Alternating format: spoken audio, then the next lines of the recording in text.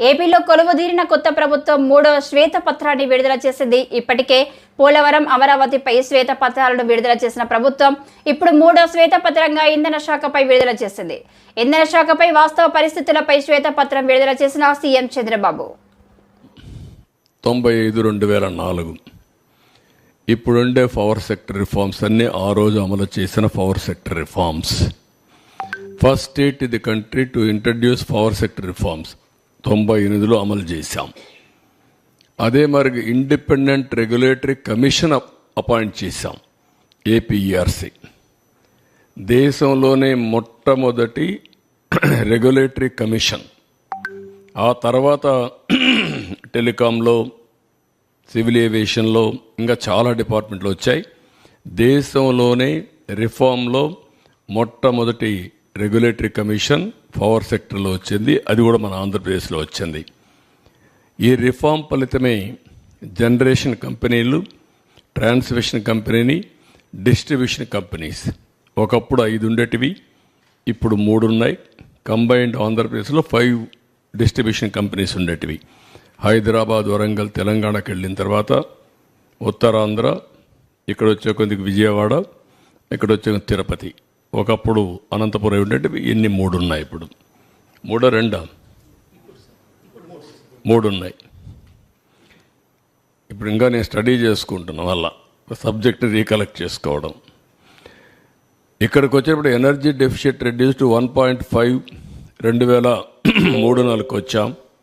Compare to 7.1% at national level ఉండేది. అంటే almost all power సర్ప్లస్కు 2003-04 reach అయ్యాం. అంత మునుపైతే హైదరాబాద్లో కమ్యూనిస్టులు ఇక్కడ ఉంటారు, ఒకరిద్దరు మీడియా వాళ్ళు, రాఘవరెడ్డి ఉండేవాళ్ళు. ఏప్రిల్ వస్తే అసెంబ్లీ బడ్జెట్ సమావేశాలు 40-45 రోజులు. 45 రోజులు నల్గొండ నుంచి మొత్తం మనుషులు తీసుకొచ్చి ఏపీఎస్సీబీ ఖైరతాబాద్లో మెయిన్ రోడ్డు అక్కడ పెట్టేసేవారు. అసెంబ్లీ మొత్తం స్టాల్వ్ అయిపోయేది. ఆ రోజంతా చర్చ దానిపైనే ఉండేటివి. ఈ విధంగా సమ్మర్ వస్తే నేనైతే అసెంబ్లీ నుంచి ఒక 1 స్టేజ్లో 95లో నేరుగా హెలికాప్టర్ వేసుకుపోయి ఆ ఎండిపోయిన పంటలు చూసి మళ్ళీ వచ్చి అసెంబ్లీకి సమాధానం చెప్పిన రోజులు ఉన్నాయి. అలాంటి సందర్భాలు చాలా ఉన్నాయి. అక్కడి నుంచి 2003-04లో మనం ఇది చేసాం.